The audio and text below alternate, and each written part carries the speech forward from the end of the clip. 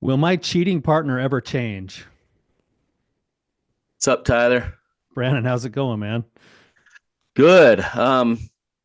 Hey, can I just start with a review here? Of course, we love getting reviews.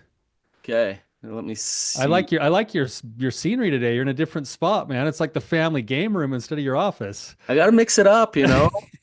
Um, gotta mix it up a little bit. So, yeah. All right. It says episode 382. Thank you, Brandon and Tyler. This podcast has helped me to understand the underlying causes of the husband's infidelity and integrity deficit and stop blaming myself. It has also helped me to detach from an unhealthy relationship and begin to move forward in my own truth. I heard so much of my own story in this caller's description of her struggle to remain married and keep her family together. Like her, I tried to manage and control the recovery, which didn't allow my husband to feel the consequences of his actions and inactions. I was ruled by fear of rejection and false hope from empty promises to do anything. I'm finally choosing to live values that my adult children can be proud of. Thank you to the brave callers that have the courage to share their story and seek help. That's awesome. Yeah. Um, yeah, that's I love when they relate to another guest and they get something from hearing that story. So, um, dude, I had an idea really quick. Okay.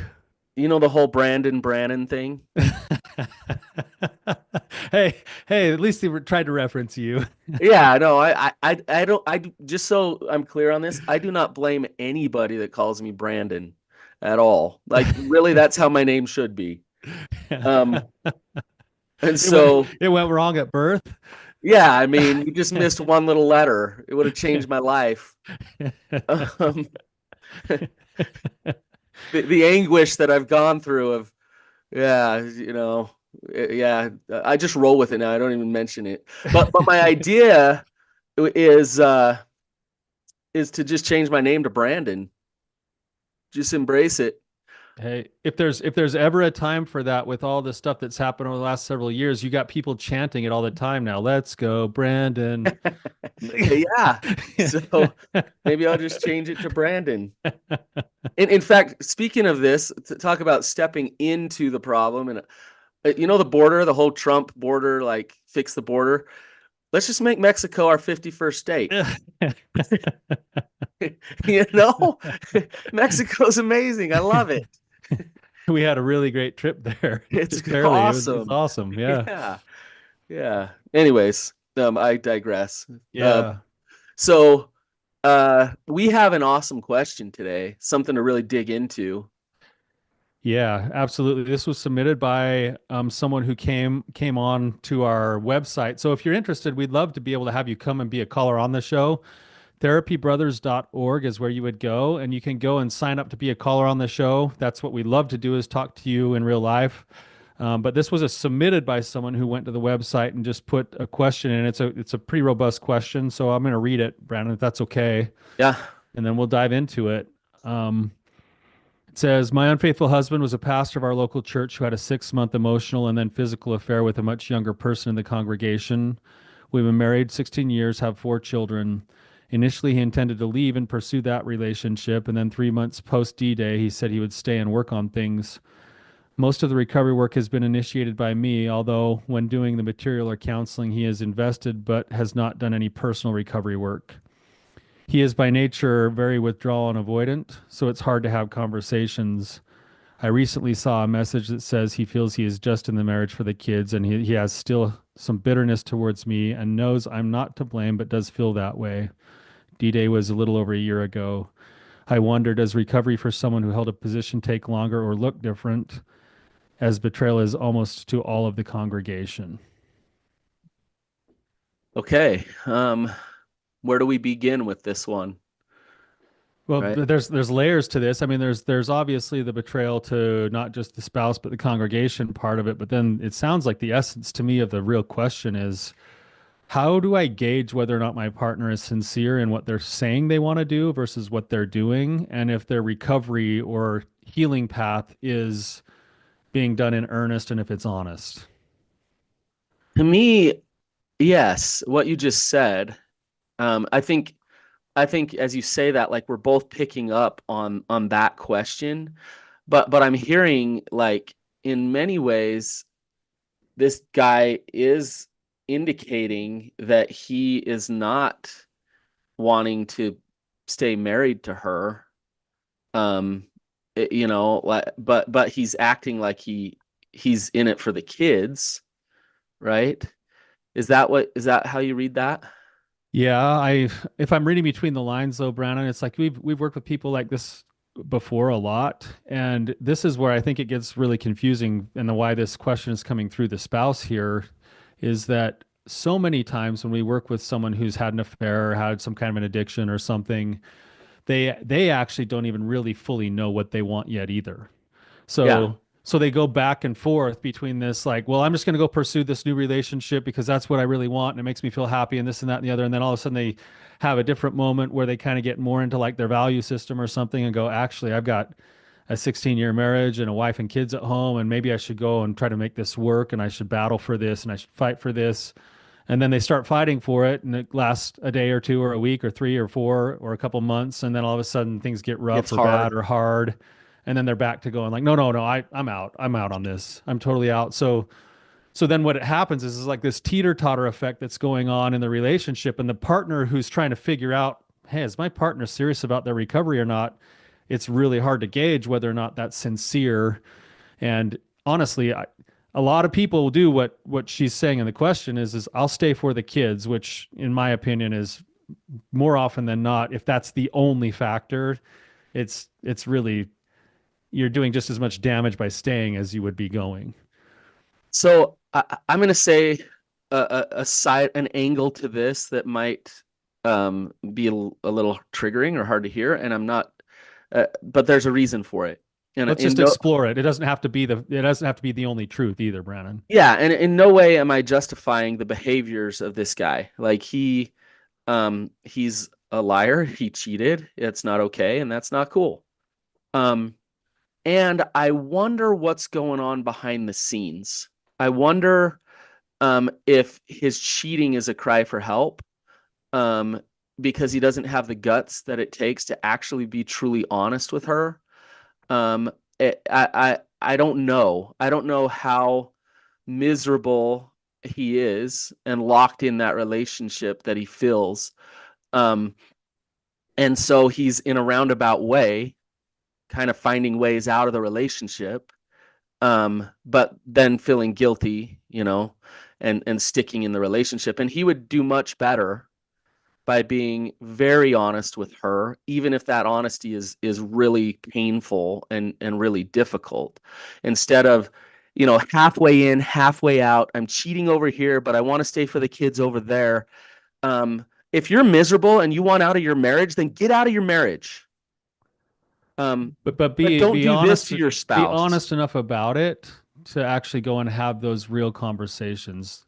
Show a little bit of integrity if that's the case, because that's and I pick up on that too, Brandon, in the question, and that may or may not be the case in this situation, but a lot of times that is the case, Right. right? Where I mean, for There's him some to other difficult things that yeah, for feel him to stuck, you say, feel trapped. I just cheated on my spouse and I resent her because I just cheated on my Yeah. spouse. Like, what? Like, Yep. anybody from the outside perspective is like, that dude is nuts. Like, take some accountability. But if he had deep seated resentments that he never actually addressed with her, he's going to feel justified to do what he just did. Yes. Yes. That's a good way to put it. And What I'm trying to say. even though his value system is probably not likely to line up with what he just did. Right. So now he's stuck in this place of justification of his feelings, but he never actually approaches it with honesty to actually address those things. And then he goes and acts out in a way that now puts him squarely with a big target on him that's like, Yep. Yep. dude, like, you're an idiot. Like, what are you Yep. doing? Yep. And I hate to call it a cry for help because it's a horrific thing that he did. I hate to call it that, but there was other ways that he could cry for help if he's in that situation. If he's, yeah, just like you said, like how is he feeling resentment toward her after cheating on her? And who knows what's going on behind the scenes in that relationship, right? But yeah, exactly. And likely whatever the resentment is that she's picking up on was probably there long before, and he never had the skill or the gumption or the ability or the Or the courage courage to step in and actually have those or conversations the before he made integrity. the stupid decision. Yeah. Yeah. Yep. And Um, that's probably mixed too with just some lust and temptation and the pleasures that you get from the cheating, and he decided to indulge in that. I mean, it's twofold what he gets out of this. He gets all of that stuff, but he also gets this, oh, now I get a push out of my relationship here that I'm really unhappy in. Um, so it's not cool to go about it that way. There's a better way, but maybe that's where he's coming from. And it's probably why she's feeling like, I don't understand, like, what do I do here? Because I'm, she's sensing where his heart is actually. Like, she can actually tell where his heart is, but that's a hard reality for her, because the reality is that he's not in love with her. He doesn't want to be in a relationship with her. Um, and he's not going to create trust and safety and protect her heart and create intimacy and all of those things. That's the reality. And she knows that. So now it comes back to her of like, okay, what do you do now with yourself and your recovery, feeling that from him? yeah, well, and let's get into that side of it because I think there's another part of that too, Brandon, which is on her side, there's likely this thing that she's observing. And she's saying, okay, I'm finding this message that he still resents me. He tells me he wants to leave, but now he says he wants to stay. He's pretty closed off a lot of the time, but then he does like the homework that we do, like when we order treatment stuff or whatever. But then I don't really get anything from him on what he's learning or what he's feels about the homework, but I know that he does it. She's actually getting kind of a mixed bag of stuff here. It's hard to how does she start to separate out what's authentic when maybe even he doesn't know what's authentic yet, versus what's the writing on the wall saying in terms of him not really being genuine about it. Here's the problem is when you've been betrayed or cheated on, in order to start actually trusting again, in order to start healing, you have to first um, be in a place where you're safe. And what happens a lot of times, what you were just talking about, Tyler, somebody cheats, and they are a bit ambivalent about whether they want to change or not. Yeah, they're sorry, they feel bad. Yeah, they don't want to hurt the family, but they don't actually want to change. Being in a relationship with somebody who's ambivalent about loving you and protecting you and creating trust and safety for you is not a safe environment. And so it's his ambivalence can be and needs to be separate from her recovery. And that's a lot easier said than done. But if he is gonna, be totally motivated or totally unmotivated or somewhere in the middle, her recovery needs to persist and be independent of that. And she'll do different things in her recovery according to where that relationship is and what's going on in that relationship. But her recovery is not the recovery of the relationship. So a different part of what you're saying then, Brandon, I want to confirm this, is that you're saying that for her question, she's basically saying, do I stay or go in this relationship? And what you're saying is it may take a minute for him to work out the ambivalence. And in the meantime, you still have the ability to go and take control of your own life by getting the safety and distance that you need and starting to move yourself forward, regardless of whether or not the marriage is going to repair itself or not. And in that time frame, he might work out the ambivalence, or you'll grow into a place of strength and clarity that sees the ambivalence and says, "This isn't going to work for me." It's Tyler, it's a catch-22 because in your head, you're saying, God, I want, and even in your heart, like, I want my family to stay together. I want my relationship to work. Um, and if you go and you fortify yourself with good truth and support and recovery stuff, that if he's in this state of of a lack of motivation, that will push you toward your relationship breaking apart, which feels counterproductive to what you want.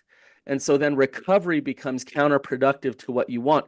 And you and I know, Tyler, that that's not actually true, because in the end, what most people want is peace. They want healing. They don't want to suffer. Freedom. They want freedom. And sometimes if you have the courage to step forward in that recovery, and it leads toward tension, it leads toward conflict, it leads toward change, sometimes the relationship thrives. And we've seen that with just some of our guests recently, actually. In the midst of hell, both of them have done their own work, and they have done good. Sometimes, and oftentimes even, that relationship dies. And so it feels backwards. It's like, dang it, don't empower me. Don't empower me to not settle for scraps. Yeah. Like don't make me healthier, because I need to be as unhealthy as I need to be in this relationship with this unhealthy person For the sake of keeping something that I really for the value. sake of protecting the relationship that I value. That's a really rough spot to be in. Right. Um, Yeah. but Um, really, Tyler, there's just one answer. And that it's a process and it's hard, but one answer is to step forward in your integrity and in your truth and in loving yourself, and then watch things unfold from there. Um, it so seems, Brandon, that there's some steps that kind of need to be taken, generally speaking, when this happens. And the first thing you referenced, I think, is safety. And safety could be an emotional thing, it could be a physical distance thing, it could be a lot of different things. But establishing safety so that the trauma doesn't keep boiling over then allows you to then start doing some grounding stuff to plant your feet, start yep, to see the landscape for what it is. And then as you start to see the landscape for what it is, you always have control over taking care of yourself, to working on taking care of your heart, working on taking care of your physical needs, working on setting yourself up to be able to make choices that you might need to make.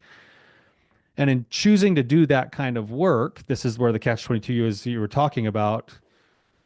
It may push me further into a decision that I don't really want to make, but it also moves me forward without having to wait for my partner to make any decisions.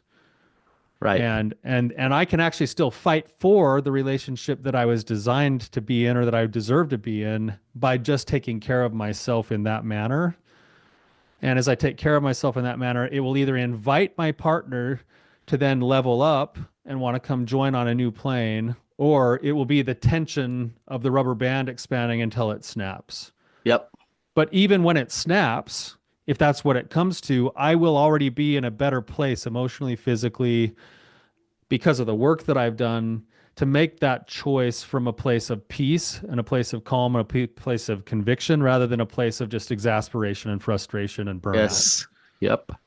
Tyler, I think of the all the years that I've done this, and on the front end, somebody who's been cheated on, they look at like divorce as this just awful thing, this terrible thing.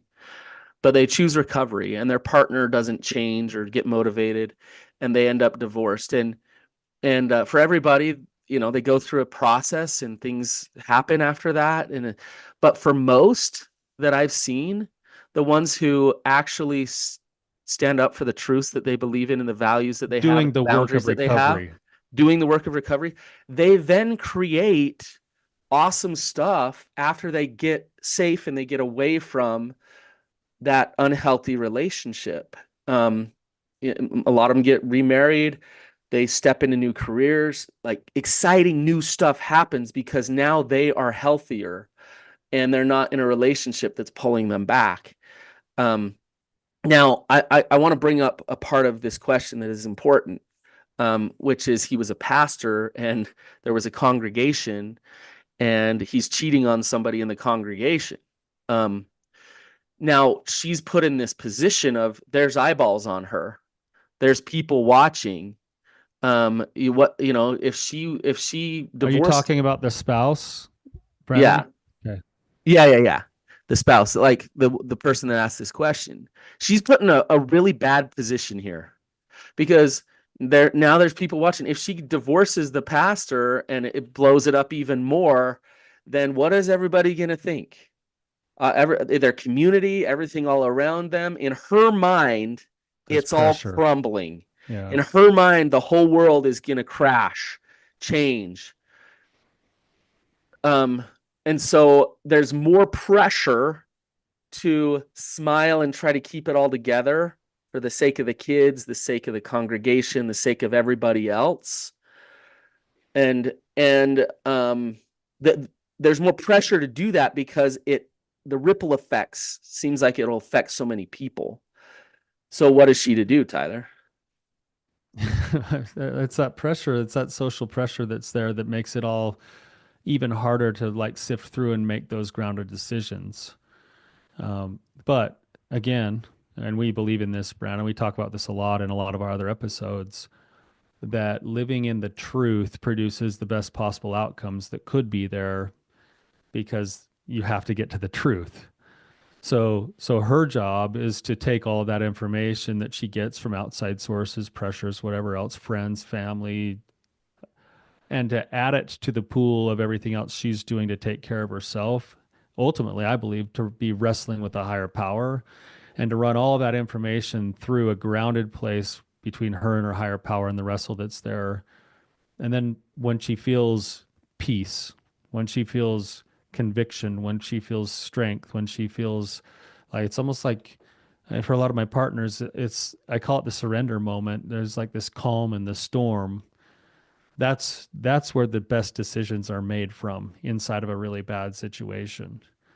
You know, Um, and there's probably going to be 100 different iterations of that process of getting grounded, getting to calm, making a decision, and then having something else blow up or having a partner decide they want back in or, and then you can kind of continue to do your work trying to stay grounded and making as many decisions as possible from that place. I'm watching the Churchill documentary on Netflix, and I'm a World War II. I love anything on it, and Churchill, the world literally was crumbling all around him, like literally. And like he saved the world. If anybody saved the world, it was Churchill. And he knew what truth was, and he stayed in the storm, and he stayed in the fight, and he stayed in the war, and he stayed steady no matter what. And he didn't have the United States support at first. He was a man on an island in many ways, even within his own country. And he just stayed true. He knew it was truth. And it reminds me of I was watching Jordan Peterson, and somebody, an influencer, was getting canceled for some reason. And the thing that the influencer has said was truth. It was absolute truth. And then he was getting canceled for it. And Peterson was like, you know what he needs to do? He just needs to keep going. Just stay steady. He just needs to keep speaking the truth. He needs to keep owning it, and it'll all come out fine for him. It'll all work out, no problem.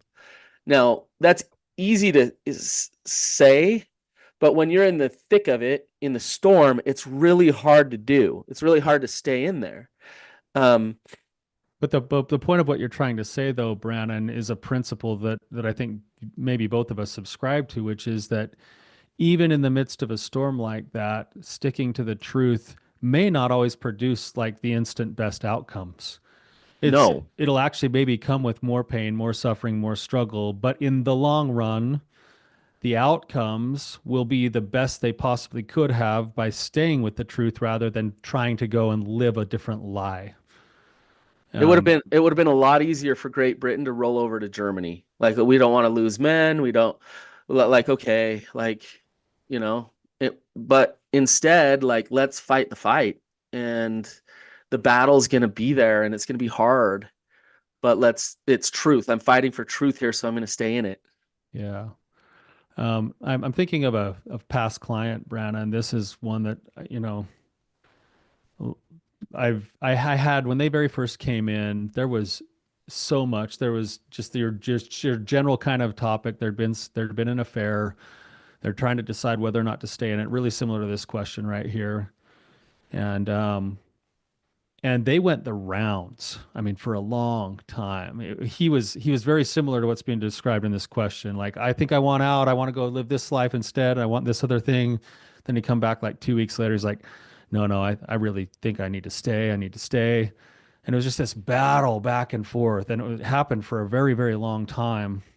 And what I can say is that she was in a spot where she kind of followed this pattern where her world was thrown upside down. But once she started to get grounded, she started to see a path that she could walk. And that path that she could walk didn't even really include making a decision about the marriage right off the bat. It included making sure that she got herself to a place of complete strength and complete clarity. Hmm. And as she started to walk that path, there were moments where there'd be these flare-ups of like the past resentment again, or there'd be another small relapse kind of thing happen by her partner or whatever. And through the whole thing, she'd come back to getting steady, stable, making the next choice. That that process took a long time.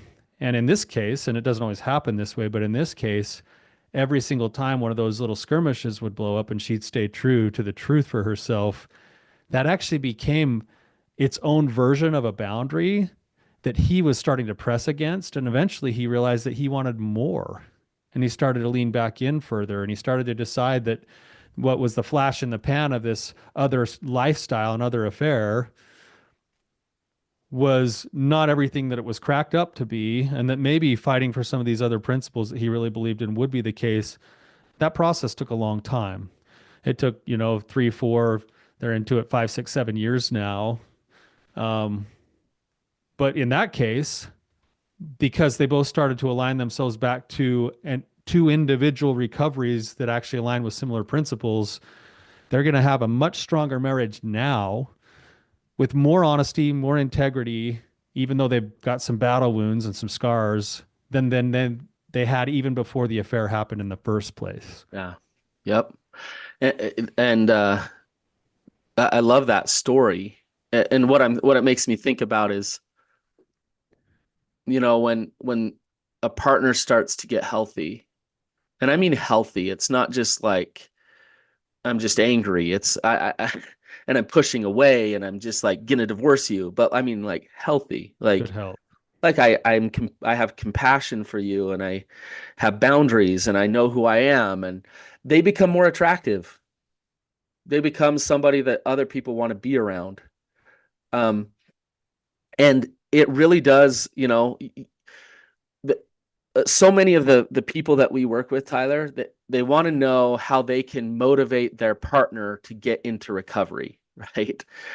Um, and the truth is you can't. However, you can influence them with your own recovery, and you'll give them an option. They'll be like, "Oh, shoot, like they're getting healthy. I can either go with them or they're going to go without me." And it's an option, like, because I know, like, when they say they will leave me if I stay down here, they will, right? They've shown that they're already going Because to. they're healthy enough. They choose their truths over just saving our relationship at all costs. So now this is my choice. Like, I either got to get my butt in gear and get in recovery so that I can hang with them, or I'm gonna lose them. You talked about being in a rock and a hard spot in the situation that she's in, but that's also the pathway forward is that you kill two birds with one stone, so to speak, Yes. where excuse me, where when you put the focus on the recovery of self, the healing of the heart, the reclaiming of the heart, the overcoming of whatever shame and damage and trauma has been there, the byproduct of that work. So if I set my focus on a direction that I can see the end of the tunnel for my life, one way, either way, whether we stay together or not, I'm going to be the most full, complete, best person I can be given everything that I've been through. The byproduct is that it is the best invitation to the partner to either come along and join or to do something different. That's the most motivating, best way you can invite them. to come with you is to get healthy. And it feels counterproductive because it feels like that might lead to your relationship ending. It actually creates little gaps in that process. I'll give you an example of that. After my own D-Day with my wife, she left me for a while, and when she left, she kind of made these parameters of like, I my biggest issue is the honesty piece, Tyler. I don't care about as much about this or this or this, even though that matters, but just the lying and the deception, the dishonesty. And then she came back after a while, and she came back and said, I still want to work on this, but I'm not in it for a dishonest relationship. And then over the course of the next, I would say several years, there were no relapses anymore, but there were relapses with dishonesty. Mm-hmm. And I'd be, I'd go into like old patterns of just keeping things secret or hiding things or denying things or rationalizing things or minimizing things. And every time that one of those things kind of finally came to the surface and was made manifest to her, she'd be like, I don't know if I can do this. I've already told you that I can't do a dishonest relationship. And because of that, I need some time and space. And sometimes that time and space was an hour or two. Sometimes it was a night. Sometimes it was a few days. And then inevitably, it would give me a chance to sit and go like, oh, do I want to live a life of dishonesty? Do I want to live a life of dishonesty thinking that I'm saving my marriage when in reality, that's the one thing that could ruin it? And every time that she did her care for herself, it left me in this open space to then have to go, what do I want with my life? And then I'd have to make the choice. And in our case, I decided to make the choice that I wanted to be committed to figuring out how to become more and more systematically full of integrity and honesty. And over the course of all those years now, that's turned into something that's really beautiful with our marriage. But that But wasn't a one-time decision either. That was a multiple decisions that she made for herself that gave me space to make choices for myself. And now I made those choices for myself because I valued what was going to happen inside of that relationship and who I was supposed to be as a man living with integrity, right, right? right, So I had to make those decisions on my own, but she gave the invitation just by doing her own work. right. And I think differentiating that is really important. What you said there at the end, like, yes, she invited you up, and the reason why you chose the shift was because you chose the shift because you wanted to be an honest man. Uh, and and and that's where it starts to fit together now. It's like, oh, Tyler internally is choosing recovery, which then means, oh, the relationship has a much better chance now. Um, Now Tyler's wife, in asking for truth and having boundaries, reflected back to you like, hey, I need this type of a man to be married to. It might be you, it might not be you. Hopefully that wasn't your only motivation. Well, and It was if I'm both. well, and I think that's the key, Brandon, and that's what I'm trying to say here is that's why this is so messy is because at the beginning it was just the fear of losing her. But over iteration after iteration, it started to become this thing of like, wait a second, it's about me. And I had to even get to a spot where eventually I had to make the choice to do whatever I was going to do, whether she left me or not. Yeah.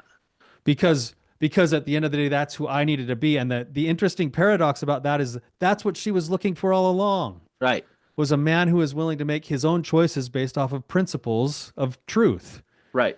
And that's what I think you're trying to say right now. And Yep. and that's but that's the hard part when you're in the spot of this person who just submitted this question. She's not getting any of that.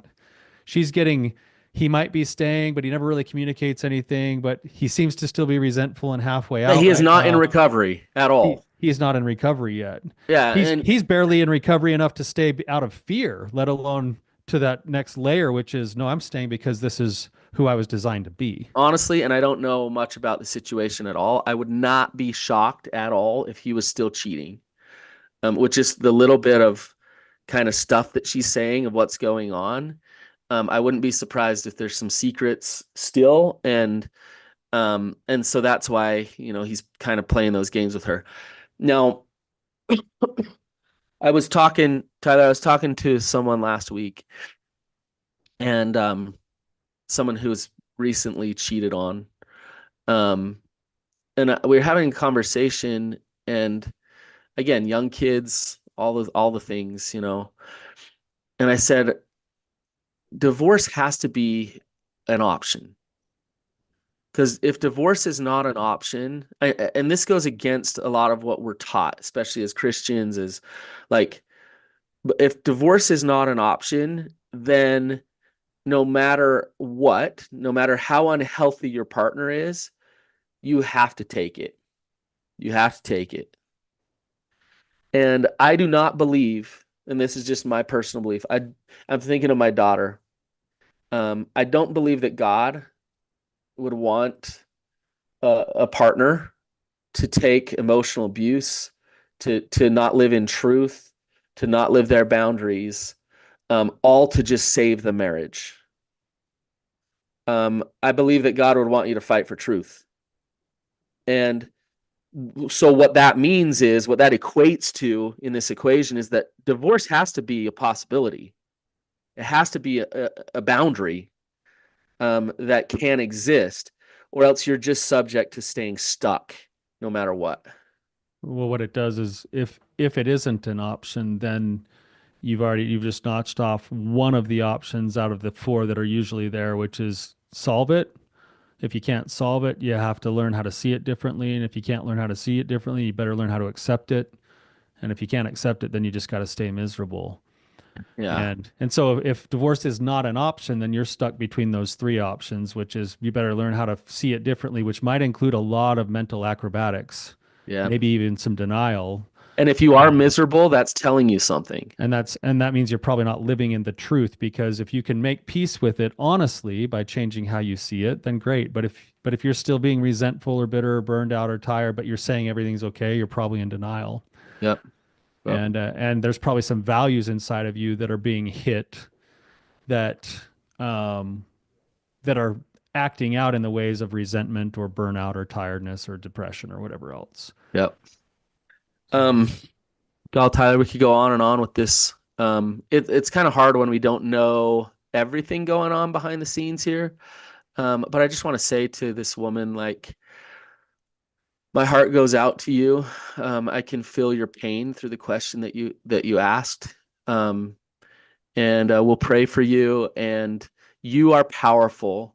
There is hope. You can shift into something better. It's going to require some faith because you might not know exactly how this is all going to shake out. There's going to be some stepping into the dark a little bit. But you can do that. You can do this work and you can get through to the other side.